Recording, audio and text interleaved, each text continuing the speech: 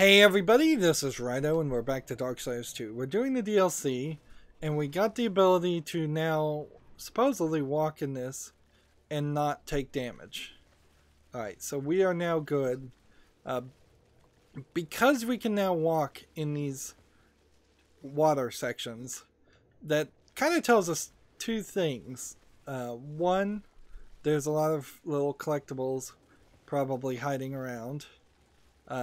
Or at least that would be the idea, although I'm not really seeing any in this room. But two, the other thing to tell from this is that the next dungeon that we get to can't really be built around this, can it? See, you would really think that there was something in there, wouldn't you? It might be because this is DLC that this is a half-finished dungeon and they didn't place any random things. I don't know how you really get to that point though. It's really probably bad leadership, because in your level design, a good level designer would be like, this point in our level is a great place to have some bit of content, something interesting and amazing. So let's just mark this as a location for there to be a pickup. So I guess when these things are on fire, then they are probably getting critical damage to them. When you get the damage counter. So at the very least, there could have been a item drop or a loot box in a few places. It doesn't have to be much. Could just be piles of coins. And the idea that you wouldn't have already had an animator animate a pile of coins seems crazy. Now the chests in this game, to be fair, are big and slow. Did I go full circle?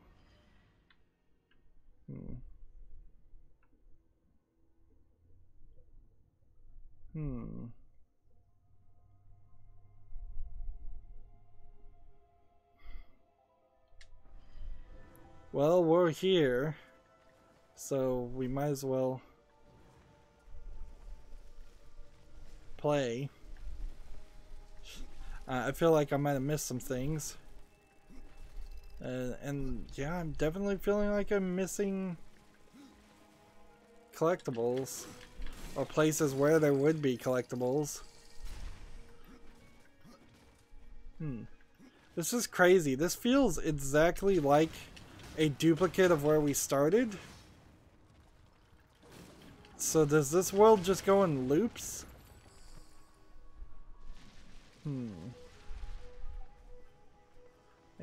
This totally feels like the same place we were. So for now there are people. Why would anybody want this damage indicator? I mean, even when you get a nice big number like that, it does not help you. So let's go ahead and turn that off. I was gonna hold on to it for a boss fight, but even if we were fighting a boss, let's be honest, it would be hard to see and kind of pointless.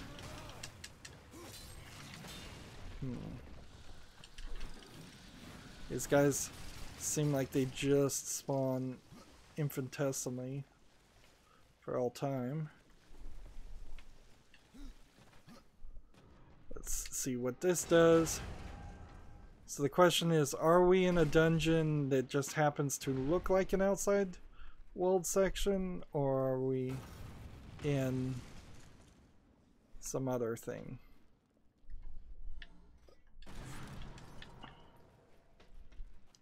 Let's assume that I'm supposed to do this.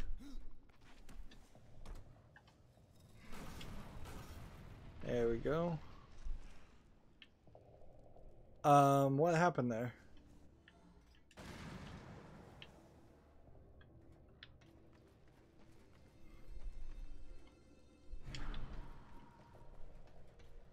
Why did that not work? It should have worked. This is the solution. Alright, hold this to switch. Now, run along this wall, hit this, run to this, and now what do I do? Run and jump.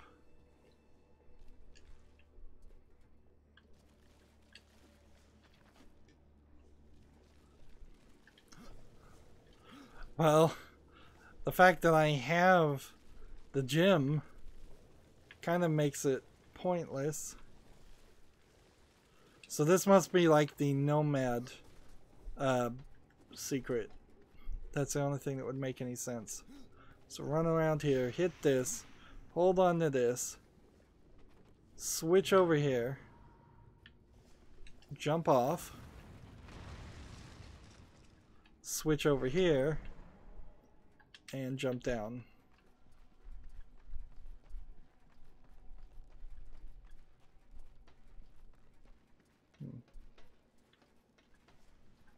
Let's go ahead and take this.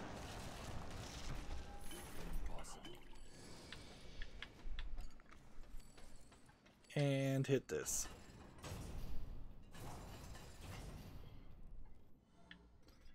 Now, completely possible that we are in a dungeon that we don't know why we're here, and we shouldn't be here. We kind of just wandered around at random.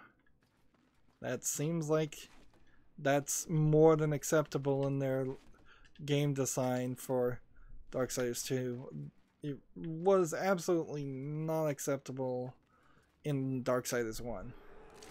In fact, it's very possible that myself and others even criticized Darksiders 1 for being too linear when it felt like the dungeons could have been taken at different orientations or runs.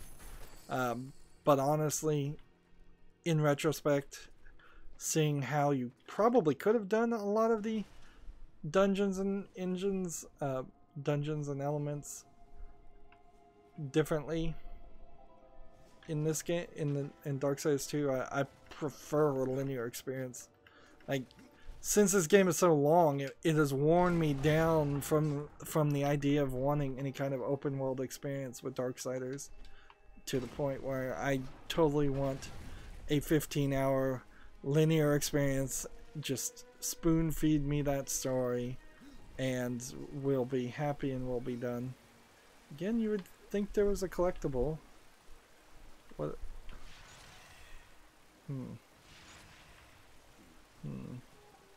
But there is none.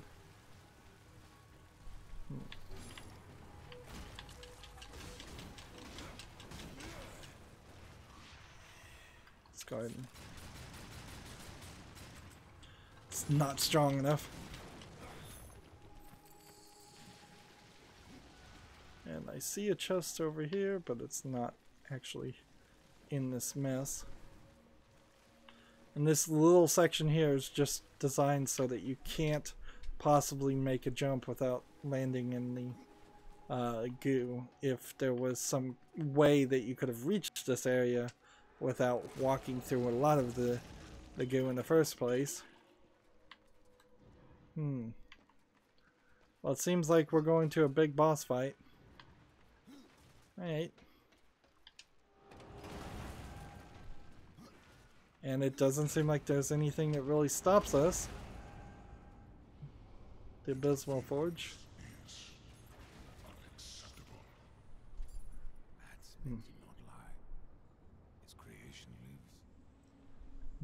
It has like a brain. It is my function. My progeny shall construct abyssal forges upon other worlds. A new race that shall inherit all of creation. I will not allow that. You are not like the makers. You are neither angel nor what is your function?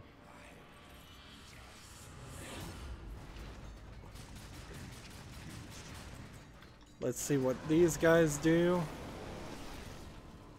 See, I'm kind of wondering, like, can I even go after these guys? I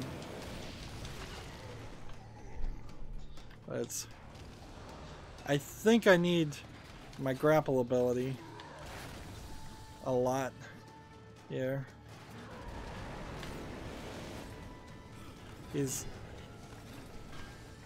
Let's see. There's nothing in these edges. This is really just a round thing. And I don't think I can actually run into the...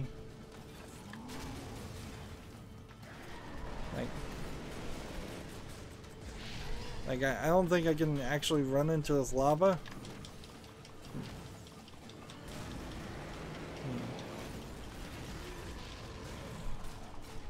There we go.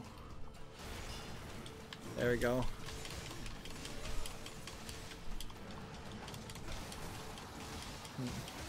Come on, guys.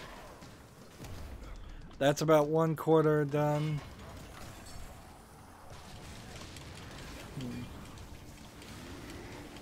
Yeah, it doesn't feel like you can actually fall in the lava. Doesn't feel like this guy is super difficult to defeat. Let's see. If I do this... He's in his second stage of attack, which... It's the standard 4 stages of attack that we've become familiar with.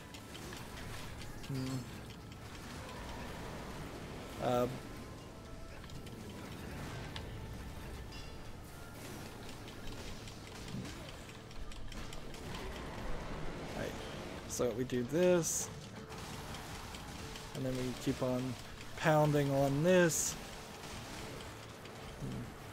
and now it's at the halfway of an attack. But my ghouls are pretty useless when not attacking, so maybe I should use the frenzy attack. There's just lava everywhere.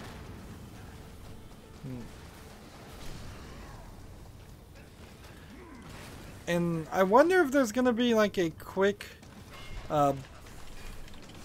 travel back to the Mad Smith after we beat this, or am I just shortchanging myself right now? Like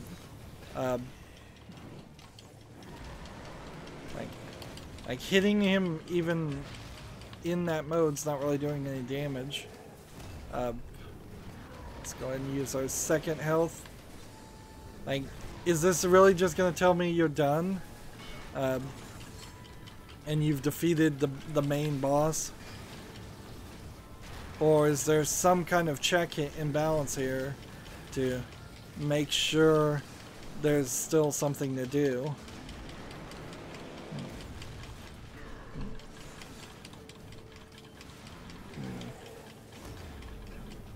Like, this is way too much fire effects. I could see this being just not finalized fight. Like, the camera just... First of all, put all the fire effects that are behind the character, fade those down, make those disappear so you can actually see the character in the game. Alright. Let's try this. Now he's down to 1/4. It's just way too much of this. And I could see maybe some people having some trouble with this, but honestly, I'm walking through the fire and I don't even think it's hurting me. It's just barely hurting me. Like, insignificant amounts of damage. Whereas his wave attacks seem to be more of a nuisance. I'm trying to see if I can grab him. I'll use my second to last. Here we go. Throughout all this fire. We'll grab it. And then we'll do this. And then smash his brain. He's got like one more sequence apparently. This is just a mess of a fight visually. This is way too much on the screen. And it's the same thing. It's just fire and lava over and over again. If I had a massively high resistance, would this not affect me at all? Or would it be so minimal? I mean, it's pretty minimal now. There's my last health pack. I think I need to grab him. No, this will work apparently. So I grab this and do that.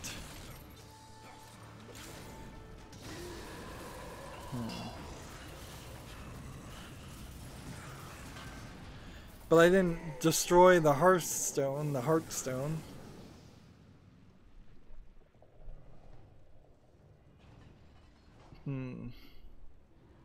Let's see, now it says return to the Mad Smith. And now I'm walking through fire and it's not even doing anything to me. Furthermore, if there was any gold or anything around here to pick up, I couldn't see it. And, oh yes, that is just a teleport back. So let's look at the map and see, do I really want to teleport back? I guess I might as well. No, wait. Before we do that, however, let's go out this door. We will take all 3 of those.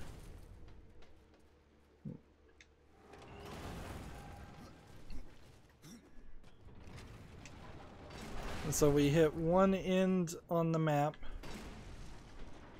to exit the dungeon.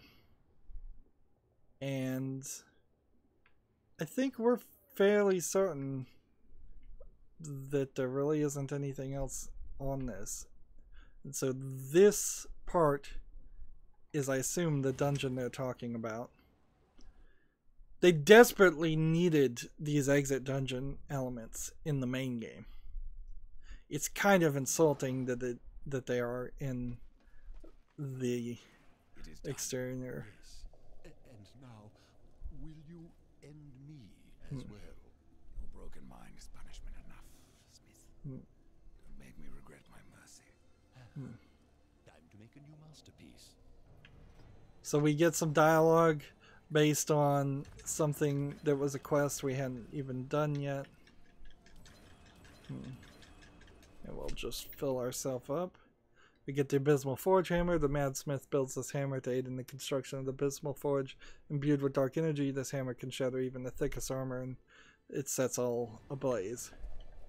So, we got a hammer, and it has critical chance, some strength, and I guess strength probably is the thing that moves it from. It doesn't have any piercing damage though. Interesting. We'll look at this and see if any of these increase experience. No, none of them do.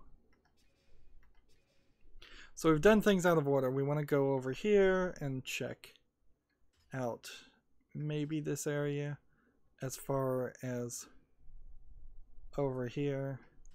Then we want to go over here and check out this area because there's almost certainly a couple of little collectibles. But we also know that there's another element that we clearly haven't even seen yet.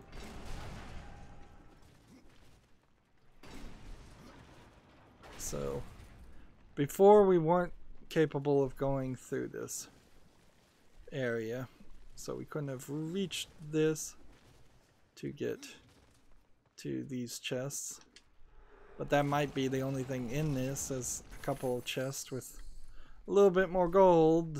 It's hard to even spend your money in this gold guilt, whatever it's called, because you can't buy. Is this going to be a dungeon map? Abysmal Axe. In his seclusion, the Madsmith has crafted an arsenal of arms to his arms creation. This brutal axe is capable of tearing armor asunder. Its edges hell-bent on the very dismemberment of its creation. So, let's look at that one. I guess that's a hammer. So, this one is slightly different than the other one, apparently. I can't jump around here, so I'm gonna have to come down here and just try and run around. It really doesn't feel like there's gonna be any collectibles or anything. It's possible that the DLC was put in a chronological order on the main menu and not in the order that it would have come out. And that might explain why there seemed like there was a little bit more stuff going on with the previous DLC than this one. This one is very, very limited. And I'm kind of questioning whether it's worth my time to even go in this other section and look.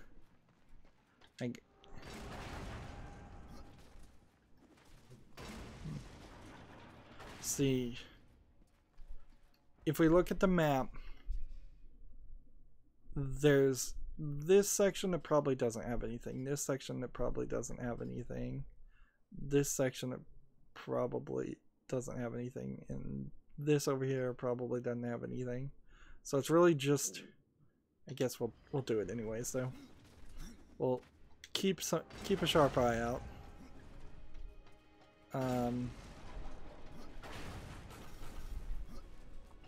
Yeah, there's nothing in this room, I'm fairly certain. In fact, this is all lava. Good. So that tells us directly we don't need to worry about that. Somebody was being generous. This section over here, I don't believe has any real like goo to stand in or deal with. So it's just a room that we had a fight in.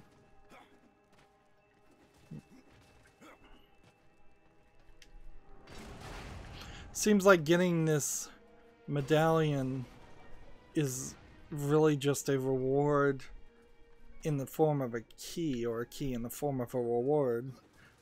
Yeah, that would be the way that you say that. And, like, I've yet to see significant, even little boxes to break. Yeah, that's what you would have done to improve this game, is every room should have 3-4 times as many boxes to break. There should just be one enemy in every room every time you walk through a door, just so it doesn't get boring and empty. Since this is a loot-based grinding game anyways, why they didn't do that is kind of beyond me. Like, well, my assumption, and it can be only really said as an assumption, is that this was a over budget, way too big in scale game.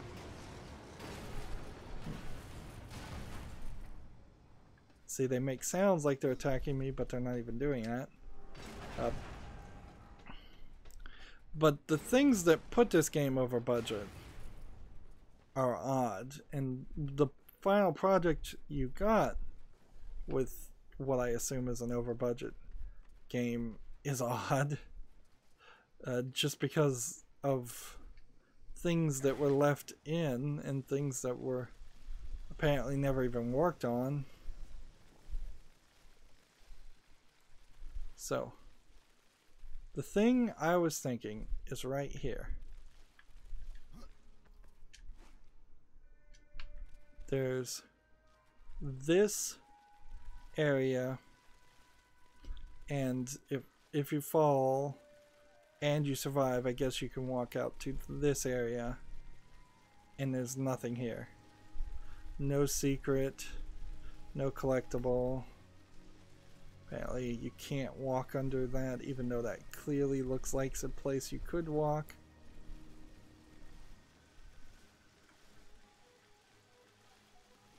And unless the game was going to intentionally hide some invisible things like the bloodless, it definitely feels like there's nothing here. And that was the one room I thought that would have something. At least a chest or something. They can look at the map.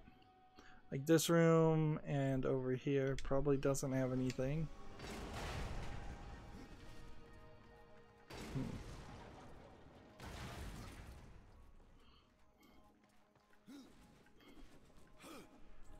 Looking over on this side. Is there anything that might be hidden over here? Doesn't seem like it. So I've wasted a decent amount of time for this, considering this DLC is probably only supposed to be about an hour and 30 minutes.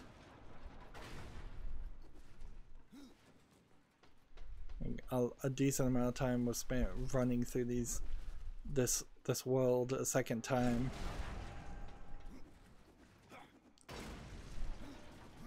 So we go back to where we start, and I really think, wow, this seems like you would have been locked into the, well, when you were fighting him, you would have been locked into it, but it also seems like they could have locked you into this dungeon section forever.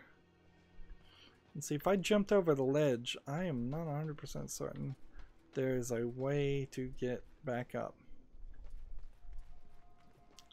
Yeah, this is such a weird mess. But I'm almost 100% certain that there's nothing actually to gain from jumping over the ledge.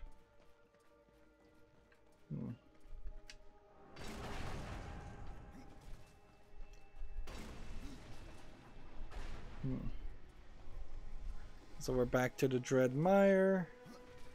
I could walk here, which that's not really anything. I can now walk over there and walk over there, which that's not really anything.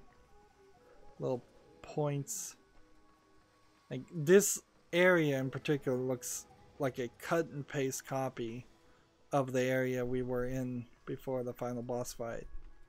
Like, so I would say this DLC in particular was probably rushed out the door. And then there's just this whole area, and then that's where we're supposed to go. So I am noticing that there's kind of a square section right here, but there's nothing in it. And there's kind of a thing here, and there's nothing in it. So you kind of knew that there would have been some other paths later on in the game. If this was going to try and integrate into the Forge Lands, this would have been fine. It would have actually... This probably would have been great if this map... I wish I could zoom out.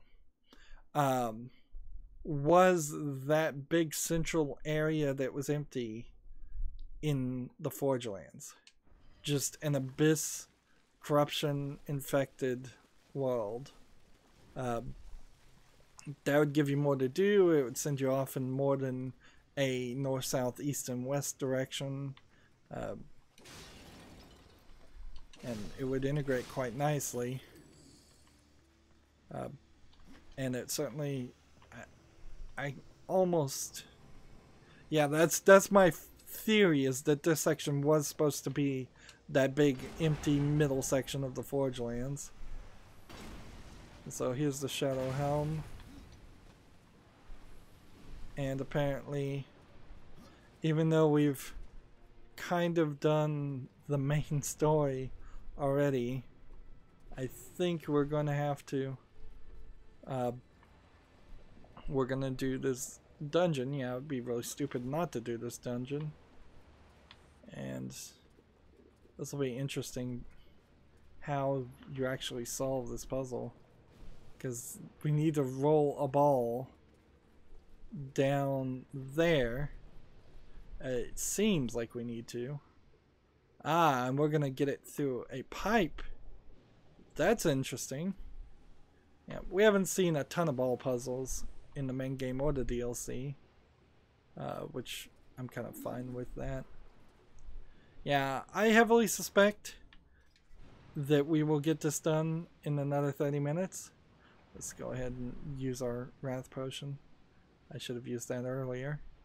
How are we on items? We're almost halfway, I suppose, to the hammers being full, which might at some point require me to sell off some items. However, I don't have a possessed item dropping, and I wonder if that's because I'm on New Game Plus and I haven't passed a certain point where you would have gotten possessed items. And we're at level 24 of a game that's supposed to be 60 levels.